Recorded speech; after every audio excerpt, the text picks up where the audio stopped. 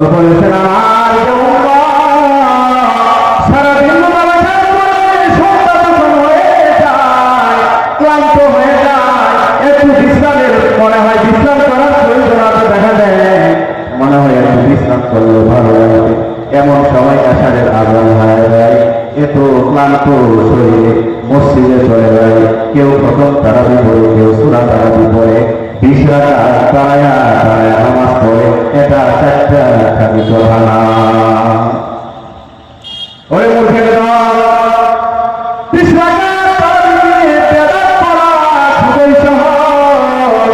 সারাদিন রোজা করে ক্লান্ত অবস্থায় আল্লাহর সামনে দাঁড়িয়ে 20 রাকাত তারাবির নামাজ পড়া এত সহজ না। এই আমল করা সকলের কপালে উঠে না। রাসূল বলেছেন মান কামার মতো ঈমানান ওয়া ইহতিসাবান গুফিরা লাহু মা তাকাদ্দাম মিন যামবি। যারা সারাদিন রোজা রাখলো, রোজা রাখার পরে রাত কিছু হয়ে গেল, তারাবির নামাজের জন্য দাঁড়িয়ে 20 রাকাত তারাবির নামাজ আদায় করে, রাসূল বলেছেন গুফিরা লাহু মা তাকাদ্দাম মিন যামবি। আল্লাহ তার অতীতের সব গুনাহগুলো ক্ষমা করে দেয়। আল্লাহ বলতেছেন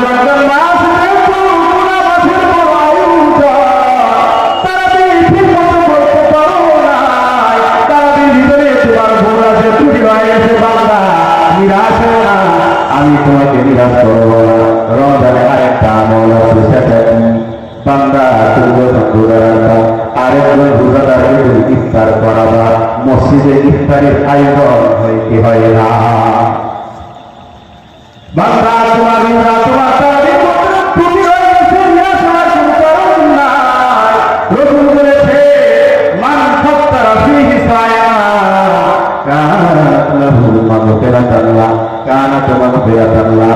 রাসূল বলেছেন আমার জন্য রোজা অবস্থায় আরেকটা রোজাদারকে যদি ইফতার করায়, ইফতার করার কারণে আল্লাহ তার অতীতের সব গুনাহগুলো ক্ষমা করে দেয়। আল্লাহ বলতে আমার অত্যন্ত গুরুত্বপূর্ণ মাস। বান্দা আমি চাই আপনি আমলগুলো তোমার গুনাহগুলো মাফ হয়। বান্দা এরপরও তুমি তোমার গুনাহগুলোকে মাফ করতে পারো। আমি তো চাই রমজান মাসে তোমার আমল নামা থেকে সব গুনাহগুলো মাফ হয়ে যায়, কিন্তু তোমার ত্রুটির কারণে, তোমার গাফিলতির কারণে তোমার আমল নামায় এখনো গুনাহ রয়ে গেছে। আল্লাহ বলতেছে তোমার নিরাশ হওয়ার কোনো কারণ নাই। আর একটা অপশন তোমাদের জন্য দিলাম, সেটা যখন সবে কদর চলে আসবে, সবে কদরের কদর তোমরা করবা, লাইলাতুল কদরে দাঁড়িয়ে দাঁড়িয়ে নামাজ আদায় করবা। আমার কাছে কান্নাকাটি করবা, তুই হাত তুলে আমার কাছে ক্ষমা চাবা। লাইলাতুল কদরে তুমি ইবাদত করবা, দাঁড়িয়ে নামাজ আদায় করবা, তেলাওয়াতে কোরআন করবা, কোরআন তেলাওয়াত করবা। রাসূল বলেছেন মান কামা লাইলাতুল কদরি ঈমানান ওয়া ইহতিসাবান গুফিরা লাহু মা তাকাদ্দামা মিন যামবি ওয়া ইন তাউদ্দু নি'মাতাল্লাহি লা তুহসুহা। আল্লাহ রাব্বুল আলামিন বলে বান্দা আমি তোমাকে এত এত নিয়ামত দান করলাম, বান্দা এই নিয়ামতগুলো যদি তুমি গণনা করতে থাকো, গণনা করে শেষ করতে পারবা না।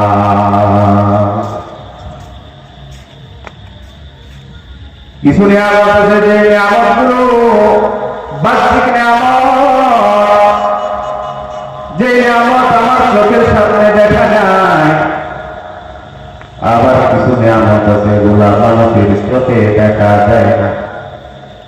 এই নিয়ামতের নাম হলো অভ্যন্তরীণ নিয়ামত। অভ্যন্তরীণ সম্পদ যদি আমরা সম্পদ মনে করতাম, দুনিয়ার মানুষ দুনিয়ার এই সংক্ষিপ্ত জীবনে কোন সময় হাহাকার থাকত না। সেগুলোকে যদি আমরা নিয়ামত মনে করতাম, আমার জীবনে কোনো হাহাকার থাকত না। আমার জীবনে কেন এত হাহাকার?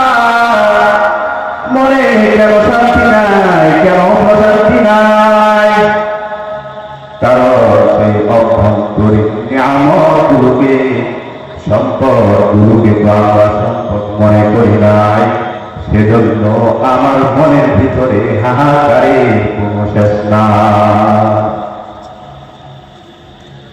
কিসের আমাদের আমারটাকে আল্লাহ আমার মনে করি না, তার মধ্য থেকে দুইটা আমাদের কথা আল্লাহ তাআলা সূরা ইউনূসের 58 নম্বর আয়াতের ভিতরে আল্লাহ তাআলা স্পষ্ট ভাষায় জানায়।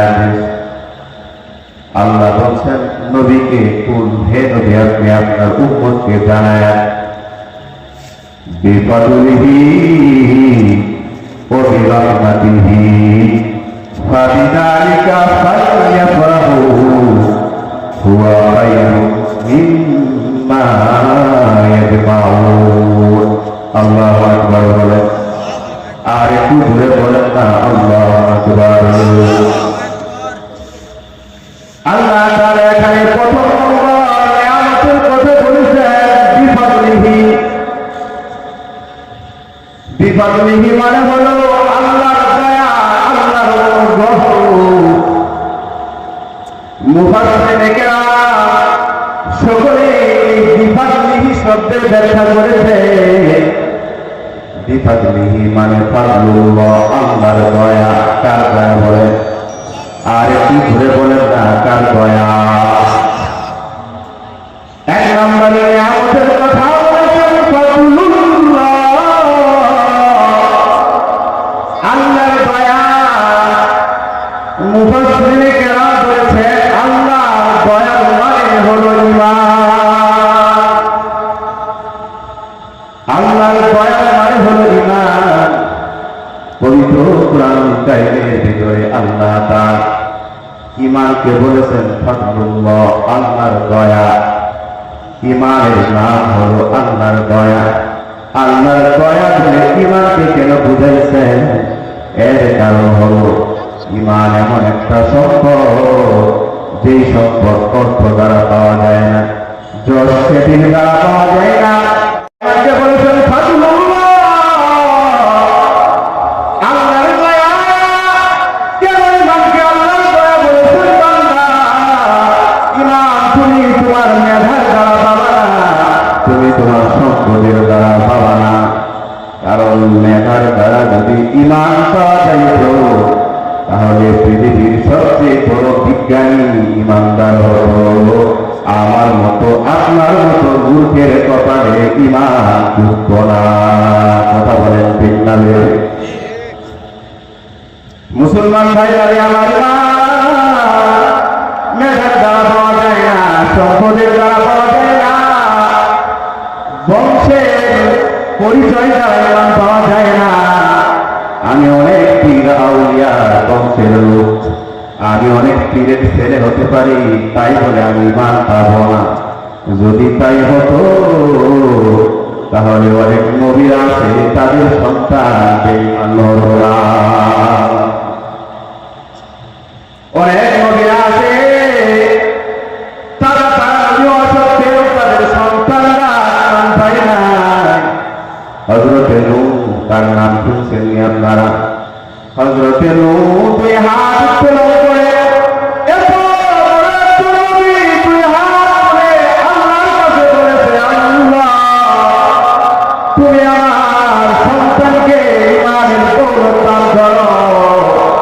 আল্লাহ তুমি আমার সন্তানকে জাহান্নামের আগুনে জ্বালাও। আয় আল্লাহ, কিয়ামতের ময়দানে তুমি আমাকে একজন জাহান্নামীর পিতা হিসেবে উঠায় না। আল্লাহ রাব্বুল আলামিন, তুমি অনেক বড় নবী, তাতে কোনো সন্দেহ নাই। নবী আমার একটা বিষয় মনে রাখবা, তুমি নবী হতে পারো, তবে তোমার কথা মতো আমি হেদায়েত দান করবো না। তোমার সাথে যার সম্পর্ক, তাকে আমি ঈমানের দৌলত দান করব না। বরং আমি আল্লাহকে ভালোবাসি, মহব্বত করি, আমি আল্লাহর কল্যাণ কামনা করি। কেবলমাত্র শুধুমাত্র তাকে ঈমানের দৌলত দান করব। শুধু তাই নয়, শুধু তাই নয়,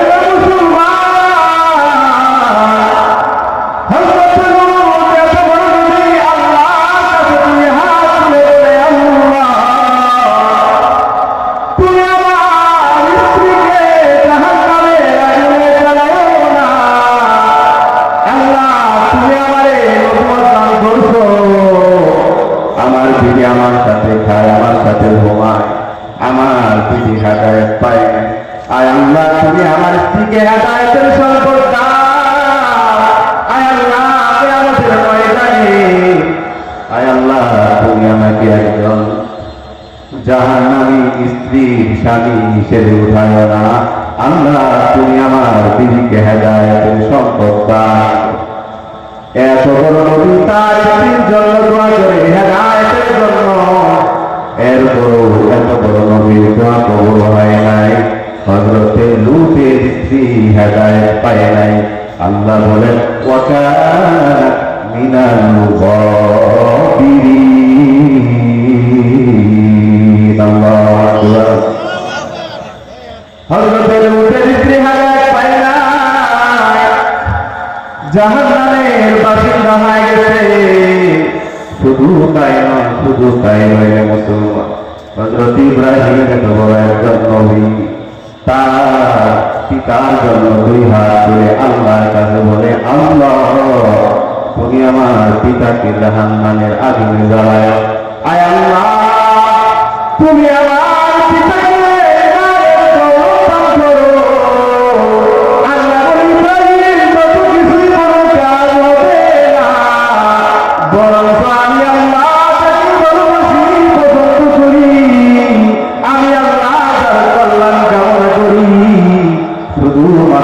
কেবলমাত্র তাকে ইমানের দৌলত দান করি। আল্লাহু আকবার। শুধু তাই নয়, শুধু তাই নয় মুসলমান, মদিনা আহমদ মুহাম্মদ মুস্তাফা সাল্লাল্লাহু আলাইহি ওয়াসাল্লাম তার আপন চাচার জন্য দোয়া করছে। কেমন চাচা? অত্যন্ত মহব্বতের চাচা। আবু তালেব রাসূলকে অনেক মহব্বত করত, ভালোবাসত। সিরাতের কিতাবে আছে আবু তালেবকে বলা হয় নবীজির শৈশবের অভিভাবক। আবু তালেব আল্লাহর হাবিব সাল্লাল্লাহু আলাইহি ওয়াসাল্লামকে কোলে পিঠে করে মানুষ করেছে। ও দুনিয়ার মানুষ, আমরা নবীর উম্মত বলে নিজেদের পরিচয় দিই, কিন্তু নবীর সুন্নতের প্রতি আমার কোনো মায়া নাই, রাসূলের প্রতি কোনো ভালোবাসা নাই, মহব্বত না। আমরা রাসূলকে ভালোবাসি, মহব্বত করি, তার চেয়ে বেশি ভালোবাসতেন আবু তালেব। হযরত আবু তালেব যতদিন জীবিত ছিল কোনো বেঈমানের সাহস হতো না রাসূলকে গালি দেওয়া। আর আমরা কেমন নবীর উম্মত, আমার সামনে রাসূলকে নিয়ে তাদের কথা বলা হয়, রাসূলকে অপমানমূলক কথা বলা হয়। এরপর আমি উম্মতের রক্ত গরম হয় না, কিন্তু আবু তালেবের সামনে রাসূলের নামে কেউ বদনাম করতে পারত না। এত মহব্বতের চাচা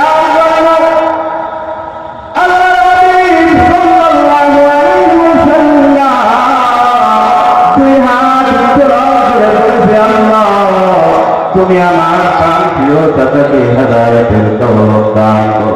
আয় আল্লাহ আমার চাচাকে তুমি ঈমানের সম্পদ দান করো। আয় আল্লাহ আমার প্রিয় চাচাকে তুমি জাহান্নামের আগুনে জ্বালাইও না। আল্লাহ তুমি আমার হাবিব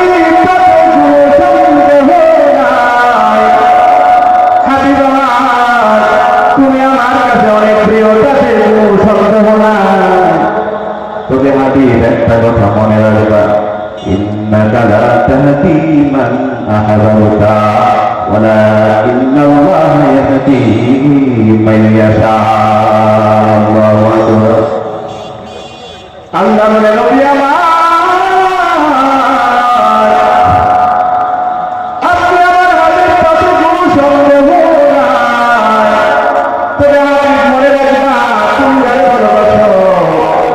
তাকে হেদায়েত দিতে পারত না, বরং আমি আল্লাহ তাকে ভালোবাসি, মহব্বত করি, তার কল্যাণ কামনা করি। কেবলমাত্র শুধুমাত্র তাকে ঈমানের দৌলত দান করি। আল্লাহু আকবার। তার মানে বোঝা গেল না বংশ পরিচয় দ্বারা ইমান পাওয়া যায় না, আল্লাহ অনুগ্রহ করলে ইমান পাওয়া যায়। এই জন্য আল্লাহ তাআলা পবিত্র কুরআনুল কারীমের ভিতরে ইমানকে বলেছেন ফাদলুল্লাহ, আল্লাহর দয়া।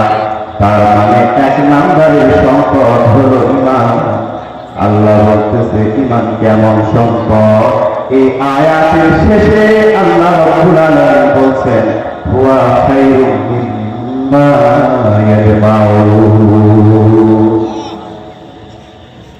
আল্লাহ তাআলা বলেন হুয়া খায়রুম মিম্মা ইয়াজমাউন। বান্দা তুমি তোমার জীবনে কত সম্পদ উপার্জন করেছো, তোমার সম্পদের কোনো অভাব নাই। তবে বান্দা একটা বিষয়ে মনে রাখবা, তোমার যত সম্পদ আছে এই সম্পদের ভিতরে সবচেয়ে মূল্যবান সম্পদ হলো তোমার ঈমান। আল্লাহু আকবার। এক নম্বরের সম্পদ হলো ঈমান। এরপরে আল্লাহ তাআলা বলছেন ওয়া বিরহমাতিহি, আল্লাহর রহমত। মুফাসসিরিন কেরাম বলেছে আল্লাহর রহমতের মানে হলো কুরআন। আল্লাহু আকবার বলে। এই আয়াতের ভিতরে আল্লাহ তাআলা দুইটা সম্পদের কথা বলেছেন। এক নাম্বার হলো ঈমান, দুই নাম্বার হলো কুরআন। এই কুরআনটাকে তো আমরা সম্পদ হিসেবে গণ্য করি না। কি বলে ঘরের ভিতরে তাকে করে কোরআনটা রেখে দিয়েছি বাণী ঘরে। এই কোরআনটা রেখে দিয়েছি, এই কোরআনের সাথে আমার কোনো সম্পর্ক নাই, এই কোরআনের প্রতি আমার কোনো দয়া নাই, মায়া নাই। কোরআনটা ছুঁড়েও দেখি না, কোরআন তো পড়ি না। মাঝে মধ্যে কোরআনের উপর থেকে ময়লাটা পরিষ্কার করবো, এতটুকু প্রয়োজনীয়তা আমরা অনুভব করি না, কারণ এই কোরআনটাকে তো আমরা সম্পদ হিসেবে গণ্য করি না। আল্লাহ বলতেছেন হুয়া খায়রুম মিম্মা ইয়াজমাউন। বান্দা তোমার যত সম্পদ আছে এই সম্পদের ভিতরে সর্বশ্রেষ্ঠ সম্পদ হলো ঈমান।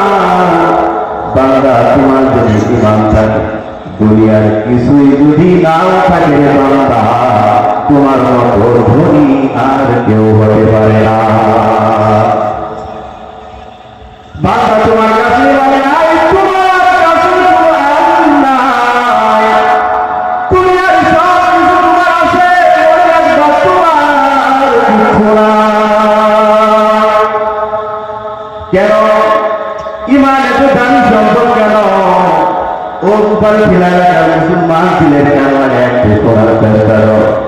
দুনিয়াতে কত সম্পদ উপার্জন করলাম, কত হাজার কোটি টাকার মালিক হয়ে গেল, এই সম্পদের কার্যকরিতার একটা সীমা আছে না? মুসলমান ভাইরা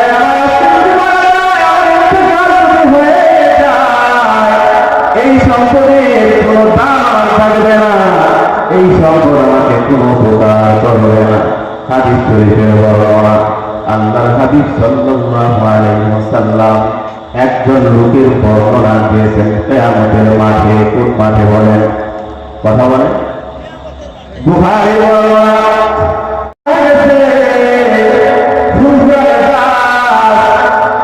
তার মতো শান্তি চাই কেউ নাই, মনে মনে খুব আনন্দ দিতে আসে লোক, জান্নাতের দিকে রওনা হয়। জান্নাতের একদম কাছাকাছি চলে গেছে। যখন কাছাকাছি চলে গেছে, পিছন থেকে একটা লোক ডাক দেওয়া বলতেছে ভাই, তারা আপনার সাথে একটু কথা আছে। জান্নাতের কাছাকাছি চলে গেছে, বিরক্তির ভাগ নিয়ে পিছনে তাকিয়ে বলতে ভাই কি বলবেন? তাড়াতাড়ি বলে আমার সময় নাই, আমার তো জান্নাতের দিকে রওনা হতে হবে, জান্নাতে চলে যেতে হবে। লোকটি বলতেছে ভাই তারা গুরুত্বপূর্ণ কথা, সাধারণ কোনো কথা না। বলে কি কথা একটু তাড়াতাড়ি বলো। লোকটি বলতেছে ভাই আমার সাথে তো আমার লেনদেন বাকি আছে।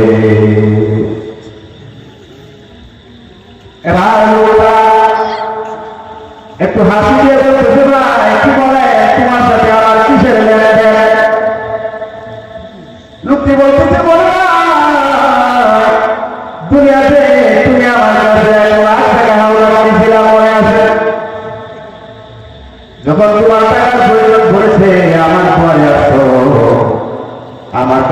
কত কান্না কাঁদে বলতো ভাই 1 লাখ টাকা দেন, একটু ব্যবস্থা করে দেন ভাই, হাতে ভাই লোক।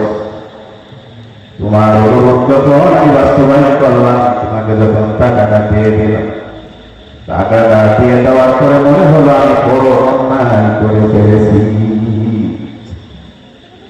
এখন আর তোমাকে খুঁজে পাওয়া যায় না। আগে তুমি যখন আমার আশায় করছো, টাকা হাওলা দেওয়ার পরে আমি বিপদে পড়ে গেছি। এখন আমি টাকা দেওয়ার পর আমার হাত পাও ধরতে হয়, এরপরও তুমি আমার 1 লাখ টাকা পূর্ণ করো নাই, আদায় করো নাই, মনে আছে? তখন এটা কি টাকা হলো?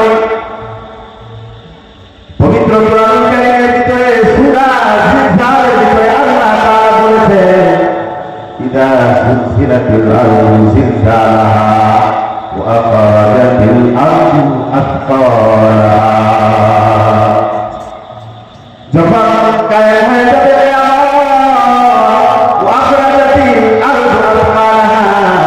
জমিনের নিচে অনেক মুর্দার লাশ থাকবে, কি থাকবে? আল্লাহ তাআলা জমিনের নিচে কত দামি দামি সম্পদ দিয়েছে। আগের মানুষরা জমিনের নিচের দামি সম্পদের সন্তান পায় না, এখন সম্পদের সন্তান পাইছে। কত দামি দামি খনিজ সম্পদ আল্লাহ তাআলা জমিনের নিচে রেখে দিয়েছে। স্বর্ণের খনি আছে না নাই, লোহার খনি আল্লাহ তাআলা এই জমিনের নিচে রেখে দিয়েছে, তেলের খনি রেখে দিয়েছে।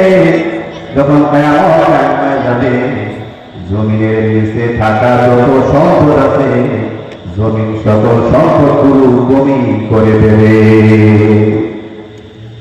এই আয়াতের তাফসীরের ভিতরে মুফাসসিরিনে কেরাম বলেন, কিয়ামতের সেই বিস্তীর্ণ মাঠে অনেক পাহাড় দেখা যাবে, তবে সেই পাহাড়গুলো কোনো মাটির পাহাড় না।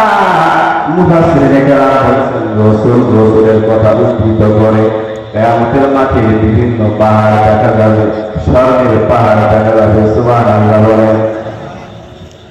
স্বর্ণের বিশাল বিশাল পাহাড় দেখা যাবে, রূপার পাহাড় দেখা যাবে, দামি দামি হীরা জহরতের পাহাড় দেখা যাবে। এবার সেই জান্নাতের দিকে রওনা হওয়া লোকটা বলতেছে, ভাই মুস্কি আসিয়া বলতেছে, ভাই 1 লাখ টাকা টাকা হলো নাকি? দেখো না কিয়ামতের মাঠে কত সম্পদ পড়ে আছে, তুমি আমার কাছে 1 লাখ টাকা পাইতা, কোনো সমস্যা নাই। আজকের এই কিয়ামতের মাঠে যদি 1000 কোটি টাকার সম্পদ তোমার লাগে, নিয়ে যাও, কোনো সমস্যা না। মাত্র 1 লাখ টাকা পাও, নিয়ে যাও। 1000 কোটি টাকার সম্পদ পড়ে আছে না, এবার মুখে বলতে তোমার দুনিয়াতে আমার কাছে তুমি 1,70,000 টাকা নিয়েছিলাম, আজকের কিয়ামতের ময়দানে তোমাকে সচল অর্থ দ্বারা আমার পাওনা পরিশোধ করতে হবে। আমার সচল পাওনা অচল সম্পদ দ্বারা পরিশোধ করলে হবে না। দুনিয়াতে তুমি আমার কাছে সচল পয়সা নিয়েছিলা, সচল সম্পদ নিয়েছিলা, কিয়ামতের ময়দানে তুমি আমাকে প্রাণ টাকা কেন দাও? তখন লোকটা তো পেরেশান হয়ে গেল, কি ব্যাপার, যার টাকা কেমনে হলো? বলে আজকে কিয়ামতের মাঠে তুমি যে টাকার পাহাড় দেখতেছ, স্বর্ণের পাহাড় দেখতেছ, রূপার পাহাড় দেখতেছ, কিয়ামতের ময়দানে এই সম্পদ কোনো দাম নাই, এই সম্পদ কিয়ামতের ময়দানে চলে না। কিয়ামতের ময়দানে তুমি আমার পাওনা পরিশোধ করো, আমাকে সচল সম্পদ দাও। লোকটি বলে, আমি সচল সম্পদ কোথায় পাবো? এবার লোকটি তার পিছনে সোয়াবের গাছটির দিকে তাকায় বল, তুমি যে পিছনে সোয়াবের গাছটি নিয়ে জান্নাতের দিকে রওনা হয়ে গেছো, তার আমল নামাতে কোনো সোয়াব থাকবে না। আল্লাহ বলবে, যে রাস্তা দিয়ে জান্নাতের দিকে রওনা হয়ে গেছো, সেই রাস্তা দিয়ে ঘুরে জাহান্নামে চলে যা। মুসলমান ভাইরা আমার বলতেছিলাম, দুনিয়ার এই সম্পদের কার্যকরিতার একটা মেয়াদ আছে, সময় আছে। আমার যখন মরণ হয়ে যাবে, মরণের পরে আমার এই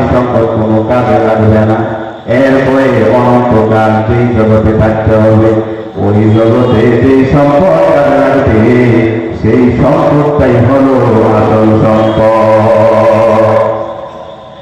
সেই কিয়ামতের মাঠে কোন সম্পদ কাজে লাগবে? ও দুনিয়ার মানুষ, যখন আপনার মরণ হয়ে যাবে, কবরে যখন আপনাকে দাফন করা হবে, কবরে দুনিয়ার এই সম্পদ কাজে লাগবে না। যে সম্পদটা কাজে লাগবে তার নাম হলো কুরআন। আল্লাহু আকবার। কবরে কোরআন কাজে লাগবে। হাদিস শরীফের বর্ণনা, আল্লাহর হাবিব সাল্লাল্লাহু আলাইহি ওয়াসাল্লাম বলেন, আল কুরআন শাফিউন মুশাফফাউন। কুরআন হলো এমন একটা সম্পদ, যে সম্পদ তোমাকে সুপারিশ করে জান্নাতে নিয়ে যাবে। যে সম্পদ সুপারিশ করে তোমার কবরের আযাব হালকা করে দেবে। শুধু তাই না, কিয়ামতের ময়দানে আল্লাহ রাসূল বলেছেন, ওমা মুসাদ্দাকু, কুরআনকে যদি তুমি আগলে রাখতে পারো, কুরআন নামক সম্পদটা তোমার বুকের ভিতরে আগলে রাখতে পারো, তোমাকে জান্নাতে নিয়ে যাওয়ার জন্য কুরআন সরাসরি আল্লাহর সাথে তর্ক করবে। আল কুরআন মা'নুল মুসাদ্দাকু, কুরআন হলো এমন একটা সম্পদ, যেই সম্পদটা তোমাকে জান্নাতে নিয়ে যাবে।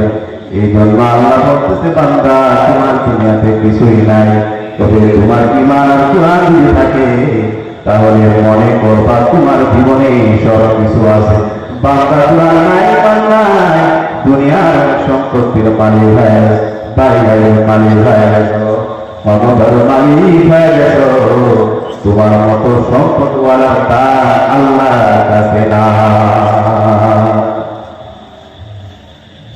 এজন্য এই আয়াতের ভিতরে আল্লাহ তাআলা দুইটা নিয়ামতের কথা বলেছেন। শ্রেষ্ঠ নিয়ামত, সেই শ্রেষ্ঠ নিয়ামত আল্লাহ তাআলা আমাদেরকে দান করছে।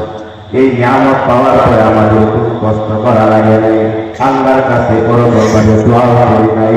আল্লাহ তাআলা নিজ অনুগ্রহে, আল্লাহ তাআলা দয়া করে মায়া করে এই কুরআন আমাদেরকে দান করেছেন, এই ঈমান আমাদেরকে দান করেছেন। এই নিয়ামতের বদলা হিসেবে মৃত্যু আগ পর্যন্ত সিজদায় বলে যদি আল্লাহ তাআলার শুকরিয়া আদায় করি, এরপরেও শুকরিয়া আদায় করে শেষ করা যাবে না। সুবহানাল্লাহ। এখানে অনেক বিস্তারিত আলোচনা আছে, আমি শুধু নিয়ামতগুলো স্মরণ করে দিচ্ছি। এক নম্বরের সম্পদ হলো ঈমান। এক নম্বরের সম্পদ কি? ঈমান। দুই নম্বরের সম্পদ হলো কুরআন। তিন নাম্বার আরেকটা সম্পদ আল্লাহ তাআলা আমাদেরকে দান করেছে, সেই সম্পদটা হলো মাগফিরাত, অর্থাৎ হলো ক্ষমা। মানব জীবনে সবচেয়ে দামি সম্পদের একটা হলো আল্লাহর ক্ষমা। কারণ আল্লাহর ক্ষমা যদি না থাকে, কোনো বান্দার পক্ষে জান্নাতে যাওয়া সম্ভব না।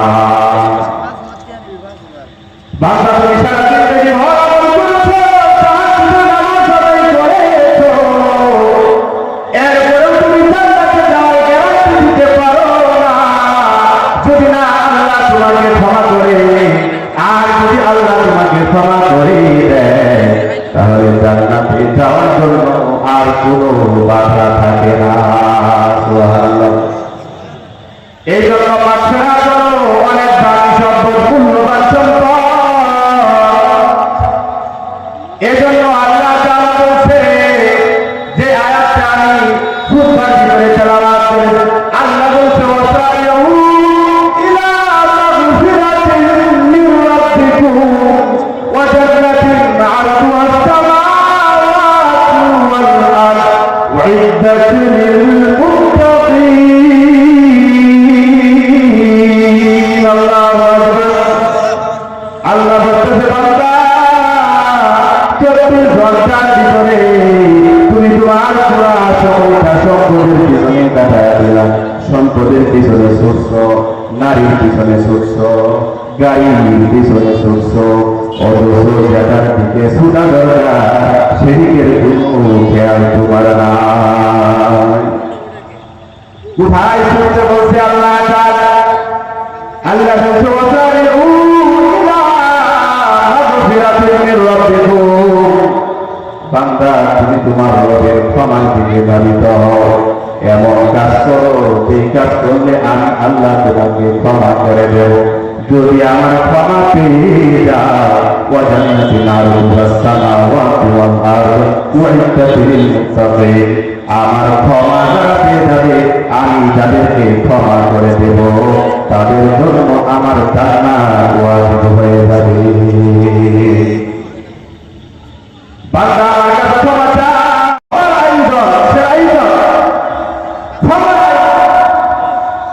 আল্লাহ বলে বান্দা একটা মাস তোমাদেরকে ডাকবো না, এই মাসটা আমি কেন ডাক করছি জানো? আমি তোমাকে ক্ষমা করার জন্য ডাক করেছি। সুবহানাল্লাহ বলে এই জন্য পুরো রমজান মাসে রমজানকে কেন্দ্র করে যত আমল আছে সব আমলগুলো গুনাহ মাফের কারণ। সুবহানাল্লাহ। রমজানের মূল একটা আমল আছে, সেটা হলো রোজা রাখা। এই রোজা রাখা এমন একটি আমল যে আমলের নামটি বুখারী শরীফের বর্ণনা। আল্লাহর নবী সাল্লাল্লাহু আলাইহি ওয়াসাল্লাম বলেছেন, মান সামা রমাদান ঈমানান ওয়া ইহতিসাবা গুফিরা লাহু মা তাকাদ্দামা মিন যামবি। আল্লাহ বলে আমার যে বান্দা রমজান মাস আসছে সকাল থেকে নিয়ে সন্ধ্যা পর্যন্ত না খেয়ে থাকে শুধুমাত্র আমাকে খুশি করার জন্য, রাসূল বলেছেন রমজানের দিনের বেলায় যারা রোজা রাখে গুফিরা লাহু মা তাকাদ্দামা মিন যামবি, আল্লাহ ওই রোজাদারের অতি সব গুনাহগুলো ক্ষমা করে দেয়। রমজান মাস হলো গুনাহ মাসের বড় একটা আয়োজন। আল্লাহ বলে রোজা রাখো আমি তোমার গুনাহগুলো মাফ করে দেব। রোজা রাখলাম, আল্লাহ বলতেছে রোজা রাখতে গিয়ে তোমার ভুল হয়, ঠিক মতো রোজা রাখতে পারো নাই, এমন ত্রুটিপূর্ণ রোজা রাখছো যে রোজার দ্বারা তোমার গুনাহ মাফ হয়। আল্লাহ বলছে নিরাশ হয়ো না, লা তাকনাতু মিন রাহমাতিল্লাহ, তোমরা আমার রহমত থেকে নিরাশ হয়ো না। বাবা তোমার রোজার সমস্যা, নিরাশ হয়ো না। রমজান মাসে আরেকটা অপশন তোমাদের জন্য রেখে দিয়েছি। রোজা রাখার পরে রাত্রি যখন শুরু হয়ে যাবে তারাবির নামাজ আদায় করবা। আল্লাহ নবী সাল্লাল্লাহু আলাইহি ওয়াসাল্লাম বলেন, মান কামা রমাদান, মুসলিম শরীফের বর্ণনা, ঈমানান ওয়া ইহতিসাবা গুফিরা লাহু মা তাকাদ্দামা মিন যামবি। রাসূল বলেছেন আমার উম্মাহ সারা দিন নামাজের পরে সন্ধ্যা যখন হয়ে যায় ক্লান্ত হয়ে যায়, একটু বিশ্রামের মনে হয় বিশ্রাম করার প্রয়োজন আছে, দেখা যায় মনে হয় একটু বিশ্রাম করলে ভালো লাগবে, এমন সময় আশারের আজান হয়ে যায়, এত ক্লান্ত শরীরে মসজিদে চলে যায়। কেউ প্রথম তারাবি পড়ে, কেউ সূরা তারাবি পড়ে, 20 রাকাত দাঁড়ায়া দাঁড়ায়া নামাজ পড়ে, এটা 4টা খাদিত ভাঙা।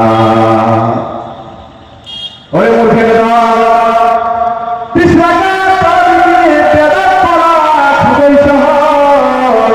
সারাদিন রোজা রাখার পরে ক্লান্ত অবস্থায় আল্লাহর সামনে দাঁড়িয়ে 20 রাকাত তারাবির নামাজ পড়া এত সহজ না, এই আমল করা সকলের কপালে উঠে না।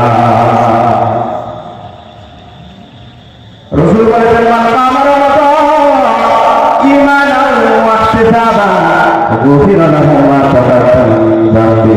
যারা সারাদিন রোজা রাখলো, রোজা রাখার পরে রাত্রি শুরু হয়ে গেল, তারাবির নামাজের জন্য দাঁড়িয়ে 20 রাকাত তারাবির নামাজ আদায় করে, রাসূল বলেছেন গুফিরা লাহু মা তাকাদ্দামা মিন যামবি, আল্লাহ তার অতীতের সব গুনাহগুলো ক্ষমা করে দেয়। আল্লাহ বলতেছেন রমজান মাস গুনাহ মাফের বড় আয়োজন। তারাবি ঠিকমতো করতে পারো না, তারাবির ভিতরে তোমার ভুল আছে, ত্রুটি হয়ে গেছে, বান্দা নিরাশ হয়ো না, আমি তোমাকে নিরাশ করব না। রমজানে আরেকটা আমল আছে, সেটা কি? বান্দা তুমি যখন রোজা রাখবা আরেকজন রোজাদারকে তুমি ইফতার করাবা, মসজিদে ইফতারের আয়োজন হয় কি হয় না? বান্দা তোমার রোজা তোমার তারাবি ত্রুটি হয়ে গেছে, নিরাশ হওয়ার কোনো কারণ নাই। রাসূল বলেছে মান ফাত্তারা ফীহি সায়ামা কানাত লাহু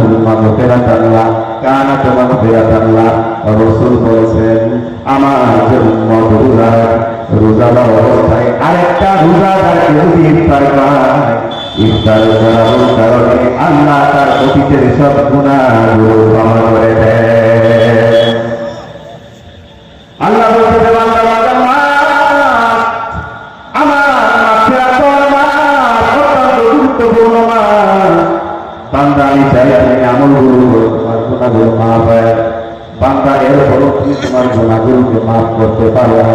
আমি তো চাই রমজান মাসে তোমার আমল নামা থেকে সব গুনাহগুলো মাফ হয়ে যায়, কিন্তু তোমার ত্রুটির কারণে, তোমার গাফলতির কারণে তোমার আমল নামায় এখনো গুনাহ হয়ে গেছে। আল্লাহ বলতেছে তোমার নিরাশ হওয়ার কোনো কারণ নাই। আর একটা অসৎ মাসের জন্য বিরাম হলো, সেটা যখন সবে কদর চলে আসবে, সবে কদরের কদর তোমরা করবা, লাইলাতুল কদরে দাঁড়িয়ে দাঁড়িয়ে নামাজ আদায় করবা, আমার কাছে কান্নাকাটি করবা, তুই হাত তুলে আমার কাছে ক্ষমা চাবা। লাইলাতুল কদরে তুমি ইবাদত করবা, দাঁড়িয়ে নামাজ আদায় করবা, তেলাওয়াতে কোরআন করবা, কোরআন তেলাওয়াত করবা। রাসূল বলেছেন, মান কামা লাইলাতুল কদরি ঈমানান ওয়া ইহতিসাবা গুফিরা লাহু মা তাকাদ্দামা